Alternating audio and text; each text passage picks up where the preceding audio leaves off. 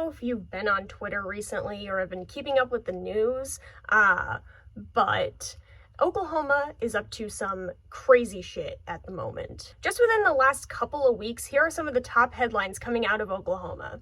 Oklahoma lawmaker wants animal control to take furries from public schools. Oklahoma lawmaker proposes legislation outlawing pornography. Libs of TikTok creator named to Oklahoma State Department Library Committee. Oklahoma sending troops in support of Texas border resistance.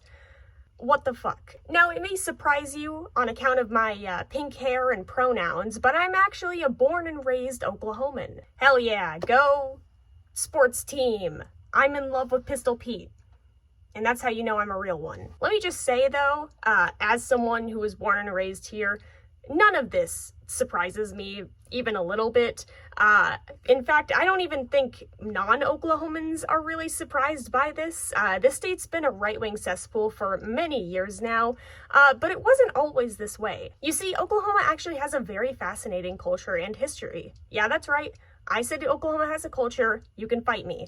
And I'll have Pistol Pete's bullets, okay? But seriously, Oklahoma's history is actually very interesting and can explain some of the weird shit that's happening today. Because despite our current status, believe it or not, at one point, the land formerly known as Indian Territory was actually somewhat progressive. So let's get into it. Now, it's common knowledge that Indian Territory was founded as a result of the Trail of Tears. For those of you who are unaware, the Trail of Tears was the forcible removal of the Cherokee, Choctaw, Creek, and Seminole tribes. Fun fact, despite being, one of the states with the highest population of indigenous people, we are still taught in school here in Oklahoma that there were 5 civilized tribes, and that is an okay term to say. If you want to see a video with more information on that term and its history and also Oklahoma education around that in general, please let me know because I would love to talk about it. But another lesser known fact about Oklahoma revolves around the Great Migration post-Civil War. The Great Migration was a period in United States history where former slaves moved out of their states in hopes of basically starting a new life. It's important to note that a lot of these people who were moving out of their states were also trying to avoid Jim Crow laws, which in Oklahoma's case did not work, but that is also part of what they were trying to do. They were trying to avoid Jim Crow laws and also start their own new lives somewhere else. Many of these former slaves, specifically in this case former tribal slaves, so people who were enslaved by specifically the Cherokee and Choctaw tribes, found Oklahoma and basically almost dubbed it as a promised land and actually started their own all-black towns. There were almost 50, I believe, all-black towns here in Oklahoma prior to statehood, but nowadays there are only about 13 remaining. I wonder why. Due to the high population of indigenous and black people within the territory, there was actually a heavy push for Indian Territory to be created as a state, but specifically a state meant for people of color. I do feel a need to clarify that this was an idea that was also supported by racist people at the time, but it doesn't change the fact that this was a dream that some people of color at the time genuinely had for the state. They wanted it to be a safe haven for people of color in the United States. And that dream, unfortunately, was crushed by the land run, the Dawes Rolls, and statehood in and of itself. I didn't specifically cover the Dawes Rolls in this video, but just a quick summary is that basically they were these formal papers that you had to sign in order to be considered a part of your tribe. And then nowadays, if you want to become a member of your tribe, you basically have to prove that you had a direct family member that signed the Dawes Roll. So that's actually one way that Oklahoma is different from a lot of other states, and specifically Canada, is that in Canada you have to have a certain blood quantum in order to be considered a part of your tribe. In Oklahoma, you have to have a direct lineage to those who signed the Dawes Roll. It's another way of basically limiting the number of people who can consider themselves legally indigenous in Oklahoma, because if you didn't have a relative who signed, you can't legally be considered Native American. So that's cool and not horrible at all.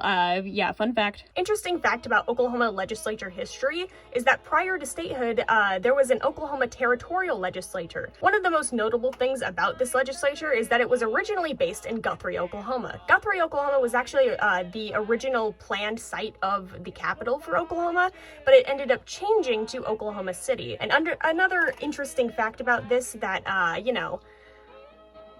I'm sure it doesn't have anything to do with anything at all, is that at the time, Guthrie was largely Republican populated, and Oklahoma City was largely Democrat populated. So when that switch happened during statehood from the Republican populated Guthrie to the Democrat populated Oklahoma City, obviously there was a change in political values as well, to say the least. However, there are some notable highlights for this territorial legislature that involve a lot of education and also legislature. So the first legislature created 7 schools and colleges, one of which was an agricultural school for people of color, and all of those schools are still active to this day. Along with that, this legislature allowed for schools to choose whether or not they would like to be segregated, which is an incredibly progressive policy during the time, considering that this was passed like pretty soon after, or at least like relatively soon after Plessy v. Ferguson. They also held several discussions around women's suffrage, even though they didn't actually pass any women's suffrage laws that I know of. But they did hold like several convenings and meetings about like whether women should be able to vote, which is still like at least giving people a platform, which is, you know, decent to say the least, I suppose. Another fun fact is that Oklahoma allowed women to vote a whole 2 years before the passing of the 19th Amendment, so that's a plus, I guess. Obviously, it wasn't like a socialist utopia or anything by any means, but like, you know, it was far more progressive than a lot of other areas in the United States during that time. That being said, the first thing that led Oklahoma down the path that it is today would probably be the Land Run. The Land Run was an event held in 1889 in which settlers could rush the land of Indian Territory and claim it as theirs. This brought an influx of largely non-POC people into Oklahoma, which effectively destroyed any hope of Oklahoma becoming a POC state. Following statehood, the newly established Oklahoma State Legislature immediately began passing Jim Crow laws. And when I say immediately, I mean immediately. The very first law that was passed by this legislature was one that was segregating rail cars and waiting areas. And another thing that's kind of interesting about this legislature is that it was primarily made of white Democrats. Remember, this is based in Oklahoma City now. Any men who associated with the tribes were not themselves native, but likely rather had native wives, or they were likely, to say it nicely, like the product of residential schooling. So they were essentially the product of brainwashing. This legislature actually did have a black representative by the name of A.C. Hamlin. However, he was limited to 1 term due to the harsh Jim Crow laws that were being passed, a majority of which basically limited the ability of black voters in Oklahoma. So that's why he was limited to 1 term, is because there weren't people to vote for him. In fact, Oklahoma didn't even have another black legislature until 1964. Even today, a majority of Oklahoma legislatures are white, and even if they are members of the tribes, they have a funny way of showing it, to say the least. Actually, on further investigation, I recant that statement. Most of the actual legislators in Oklahoma seem to be passing tribal sovereignty, or at least tribal interaction.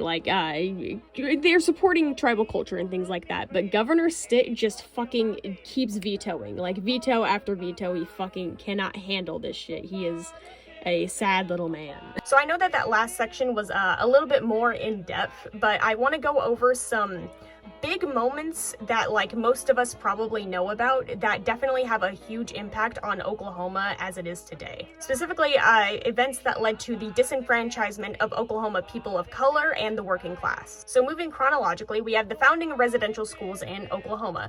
There were 76 in total. The first one was founded, I believe, in 1878.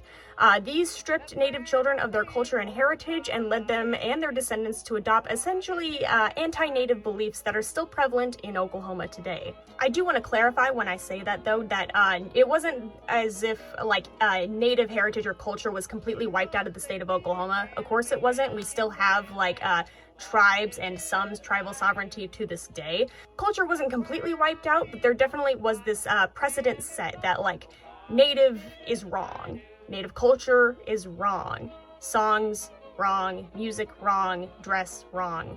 Everything about it is not something that you should partake in, and often, even to this day, I see people who are in Oklahoma mocking Native culture because it's just so normalized. And it's really sad and it's really disappointing, especially someone like myself who is the product of residential schooling. It just kind of bums me out to see just so many people who are like disconnected from their culture to such a degree that like they're mocking it openly, not even acknowledging like, you know, there's a reason I look like this, and it's not a good reason, but I acknowledge it and I appreciate my culture for what it is, even though I've been disconnected from it for so long, you know? But then there are people who have been disconnected from their culture, they have no desire to come back to it, they feel as though they are completely separate from it now, and then they mock it. It's an incredibly sad thing to see. Next would be, of course, probably the most notable event to come out of Oklahoma, which would be the Tulsa Race Massacre of 1921. This was the killing and disenfranchisement of Black citizens and business owners in Tulsa's Greenwood district, and the ramifications of which are still they still continue to affect Black Tulsans to this day. Although I do want to say that there's a common misconception that like Greenwood doesn't exist anymore, or that like it's essentially like been killed off. That is not true at all. You should go to Tulsa and see Greenwood as it is now, because there are businesses there and they are thriving now, and they are building back up one day at a time, and they deserve the recognition that they have, that they deserve recognition for still being here and still continuing to survive. The Dust Bowl and the subsequent migration. This affected largely poorer working class Oklahomans, many of whom chose to flee, which further displaced Black and Indigenous migrants, but also, you know, the working class as a whole. Many of them fled to California. I actually know people whose family moved to California during the Dust Bowl, and now they're like even further removed from their culture, which is, again, I keep saying it, but it's really sad. A lot of Oklahoma history is unfortunately very sad. This, along with the Great Depression, killed Oklahoma's economy, and many families to this day still haven't recovered from that financial crisis. The Oklahoma City bombings and 9/11. So this seems like a little bit out of left field, kinda, specifically 9/11 kind of feels out of left field, but there was a constant fear of attacks, specifically like terroristic attacks, that radicalized many Americans as a whole, but especially Oklahomans, given how close they were to specifically the Oklahoma City bombing. Like, there are so many people alive in Oklahoma today, not me, of course, but there are many people in Oklahoma today who remember the bombing. Like, they remember watching it on TV, they remember seeing that happen, and it still is like fresh on people's minds. This one is probably the most niche thing on this list, but Pitcher, Oklahoma, I think is like just a great example of what's wrong with Oklahoma as a whole. Pitcher was a town in northeastern Oklahoma, home to a lead and zinc mining operation. The people of this town were continuously lied to by the company they were working for and the Oklahoma government, and it really affected a lot of people's safety. Specifically, a major problem was lead poisoning, which led to a lot of developmental issues among Oklahomans, specifically children. To this day, the area around the now abandoned town of Zinc, Oklahoma, experiences high levels of lead poisoning, leading to, again, developmental disabilities. Fun fact, with climate change and Oklahoma experiencing more rain each year, the lead runoff is actually spreading even further. So that's really cool. This honestly was and still is a massive failure on the Oklahoma and really the federal government as well, especially considering that, like, this was a recent thing that happened. The town wasn't completely abandoned until 2009, and that was mostly because of tornado, not just because of like government subsidies and like them asking people to move out. It was because they were forced to leave, and it just breaks my heart, honestly. Like, it makes me feel like I such little faith in my government, which is so cool, not radicalizing me at all. Honestly, I can make a whole separate video about Pitcher, Oklahoma and go more in depth about what happened. Honestly, I'm kind of pissed about it, so I probably will. But yeah, a lot of things have led the Oklahoma people to become radicalized to the point that they are today, and that's part of why Oklahomans have such like wild beliefs. Like, if it's a very common thing here in Oklahoma to see like the whitest middle-aged guy be like, I have Cherokee blood in me, and honestly, I don't think that the reservation, the chief, none of them deserve rights. Like, I don't think there should be any tribal sovereignty. And it's like, dude, what? Like, Oklahoma is such a weird fucking place, dude. In conclusion, I love my state dearly, I really do. But years of devastation, systematic racism, and violence it's left Oklahoma damaged. Politicians like Ryan Walters, Justin Humphrey, Dusty Devers, those guys, They don't help. And governors like Kevin Stitt don't help. I believe that Oklahoma can change for the better, but keeping poison like these cretins in office doesn't help. Passing culture war-based legislation and appointing proponents of terrorism doesn't help. This next phrase is specifically for Ryan Walters because I hate him so much I wanted to give him a little personalized message. You don't represent the people of Oklahoma. You're a joke. You're infecting this state. And just like any infection, you need permanent treatment. Take that as you will.